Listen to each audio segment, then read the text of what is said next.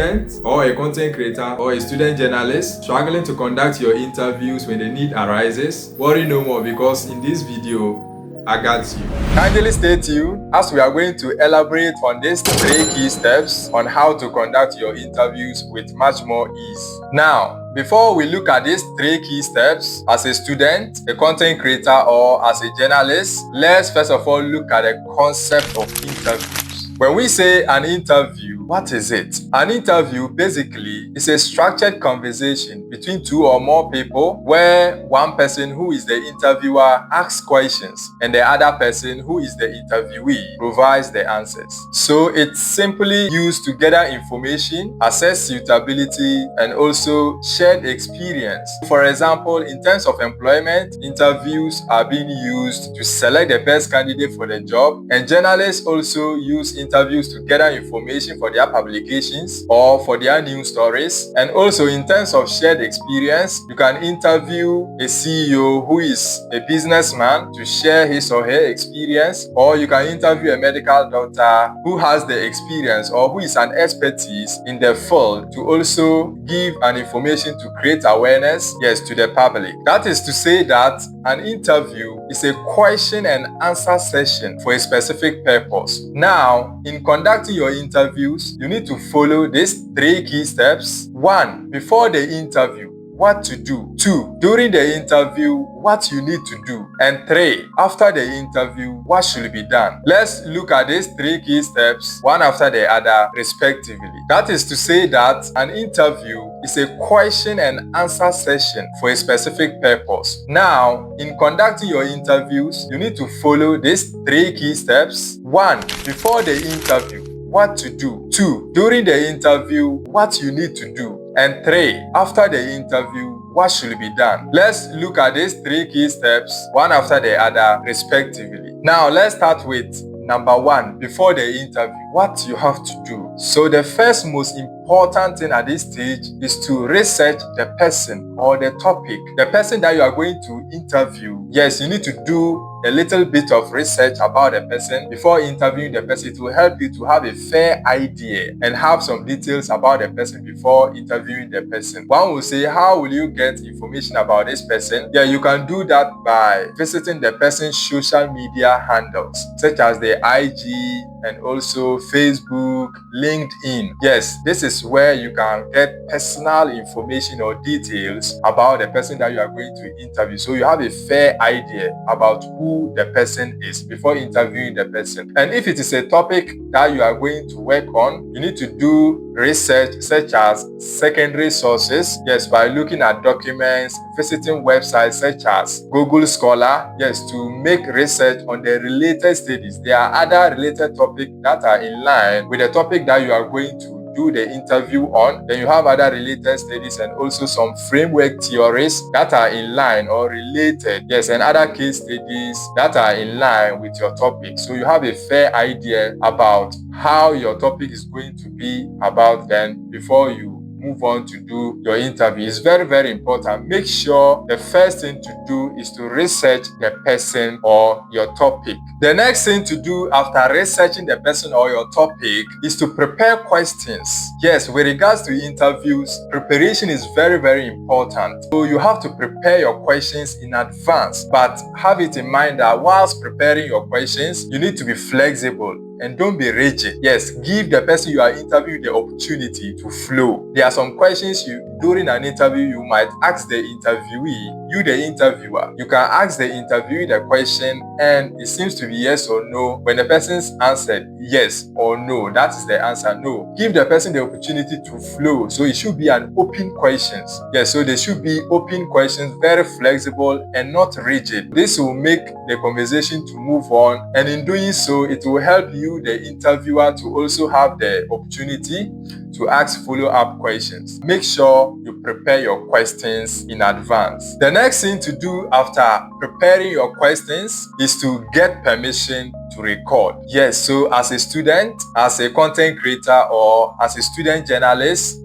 before you record the person you are interviewing, that is the interviewee, make sure you seek for permission from them. Let them be aware. Yes, tell them that you are going to record them actually. So it's part of the ethical consideration media ethics. Yes, so it's part of the ethical consideration. Draw their consent or draw their notice before recording them. So if you're a journalist and you want to interview someone, don't just be talking with the person, like asking questions whilst you are recording without the person's notice. Yes, maybe if you are in terms of broadcasting, that is radio or TV. If you're a journalist and you are working in the radio station, so you need to ask for permission from the person before recording the person. Let the person be aware that this is an interview and you are recording, because you are going to use the sound bite. Yes, during your program, you are going to play it on air. So it's very, very important. Let the person be aware. Draw the consent of the person that you are recording him or her. Let the person be aware. If it is a video, a short video you have to take, let the person be aware that this is actually an interview and you are going to take a shot or you are going to video the person. Yes, actually it's very, very important. Or are you a content creator? Yes, trying to interview someone. Before the interview starts, let the person be aware that you are going to record it, edit the video and place it. Let the person know where you are going to place it. Either you are going to place it on YouTube or you are going to put the content on Facebook or TikTok. Let the person be aware the media channel or the medium that you are going to place that particular video. Getting permission before you record is very, very important, as it will help you, the interviewer, in terms of ethical considerations. Yes, drawing people's attention and getting their notice or getting their consent before recording them is very, very important and is encourageable. Yes, it's very encourageable in terms of conducting your interviews. Now, let's look at the second step, yes, which is during the interview, what you need to do. So first and foremost, you need to ask easy questions to build comfort. Yes, maybe for example, or most especially for content creators, if you have the opportunity to interview someone on your platform, maybe some of them, this is their first time of doing an interview. So you need to ask questions, easy questions of course, to create comfort. Yes, so that tension will not come, because interviews comes with their own pressure. When you press record to start an interview, it creates its own pressure in the atmosphere. So you have to ask, or you need to ask easy questions, yes, to build comfort with a person or with your interviewee. You can do this by starting with a kind of informalities. Yes, you can talk about, oh, your dress is nice, I like your this, I like your smile, I like your this. Yes, it's a kind of informality starting way. It's very, very important. Then the next thing to do is to ask open questions. Yes, ask the person you are interviewing open questions to give the person the opportunity to flow. Actually, be flexible, don't be rigid, as I said earlier on. So you need to ask open questions to give the person the opportunity to flow, so that the conversation will progress or will move on. Yes, you can ask the person questions like, how do you feel about an incident or something, how do you feel? So this is an open question. How do you feel? Then the person will have the opportunity to express him or herself, and it will also give you, the interviewer or the host, the opportunity to also ask follow-up questions, and you can see the conversation will be so much engaging and interesting. The next thing to do is to listen more than you talk. You, the host, or you, the interviewer, you need to listen more than you talk. So in this case, you need to practice active listening. Active listening is very, very important in interviews, because when you don't listen actively or attentively, you cannot have the idea to ask follow-up questions. It will be like you are lost. So listen more than you talk. When the person you are interviewing or the interviewee is on the floor, we have something we call turn taking. If it is your interviewee turn, yes, when your interview is on floor or on the floor, give the person the opportunity to express him or herself. You, the interviewer, you must listen more than you talk during the conversation, and allow your interviewee who is on the floor talk whilst you listen actively. Active listening is very, very important during an interview. The next thing to consider during this interview is to watch body language. It's very, very important. Watch body language. You, the interviewer or the host, you need to watch your body language, as well as watch your interviewee or the person you are interviewing, his or her body language. It's not appropriate or it's inappropriate whilst you are smiling, you are saying something sad, or whilst your face is in a sad mood, you are saying something funny. No. So during the conversation, whilst the interview is going on. So when you say something which is funny, then your face must show. You need to express a kind of smile, or you laugh a bit. Or when you say something that is sad or that is, uncomfortable, you need to let the viewers or your audience see it through you. Both of you, the interviewer and the interviewee, you need to watch body language. Yes, if it is a sad situation or incident, let your body language count. Your body language also count. So let it tally with whatever that you are expressing. So watching body language is very, very important during an interview. The next thing to consider is to ask follow-up questions. Yes, as an interviewer or as a host, so you are supposed to ask follow-up questions. That's why I said it's very, very important to listen actively more than you talk, so that you be in line or you be aware of how the conversation is going.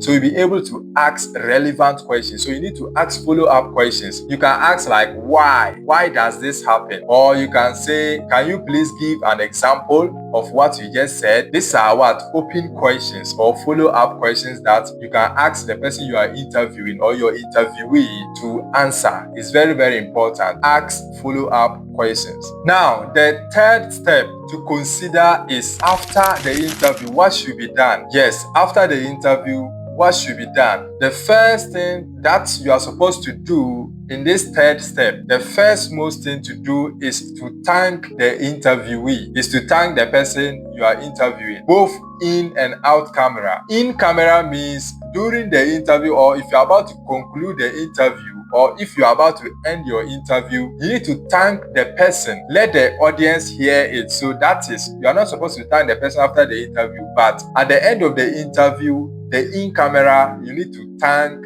the person you are interviewing. Appreciate the person's coming on your show or honoring your invitation to be interviewed. It's very, very important. You need to thank the person in camera, then out camera. After you are done with everything, then in person or personally, you thank the person, you appreciate the person for the time and honoring your invitation and also coming on your show to contribute his or her quota. Is very, very important. You need to thank the person. The next thing you have to do is to check the spellings of the names of the person that you have interviewed and other details immediately. Yes, for instance, if you're a journalist, you interview someone, you need to give the attribution and all that, or where you get the information from the source. So after interviewing the person, you need to make sure you have correct details. For instance, the names, the spellings of the name, make sure there's no error because you are going to publish it or you are going to feature it in your news story. So make sure you have the correctness of the names and everything. In terms of pronunciation, if you are going to air it, so make sure you have the correct pronunciation from the person if it is complicated to pronounce. Yes, and also if you're a content creator, when you edit your video, you are going to add text and all that. Your guest, you are going to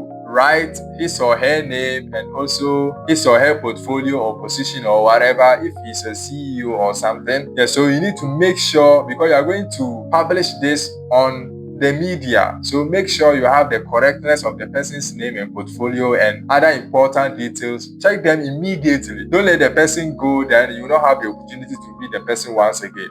After the interview ends, make sure you make all necessary corrections immediately after the interview ends. You be in touch with the person in terms of if you have any corrections to make. Then the next thing to do is to review notes while still fresh. Yes, so for instance, if you're a journalist, you interview someone to write a news story for publication. After interviewing the person, you've now gathered your information. So make sure you review it while still fresh. When you keep the information like a week or two, the energy is going to reduce. But after interviewing the person or after the event, yes, you go ahead to work on your story or whatever. So it's very, very important. It helps. Yes, so make sure you review your notes while still fresh. Don't wait too long, or when it keeps long, like your memory or attention reduces. So make sure you review the notes at the appropriate time when you are done with your interview and all that. It will give you the energy or to refresh your mind. You are going to remember how the whole thing happened and how the scene was. Yes, to be able to write a compelling story or a compelling news story for publication. All right, guys, thank you very much for joining the conversation with these 3 key steps. That is before the interview, what to do, and during the interview, what you need to do, and the last one, after the interview, what should be done. With these 3 key steps, you are going to have a successful interview. If you get value from this my video, kindly do me the honor to like the video, drop your comments at the comment section below, and don't forget to subscribe to my channel to get notified for other subsequent content to come, and don't forget to share as well. I love you all. I will see you in my next video at the corner of the screen.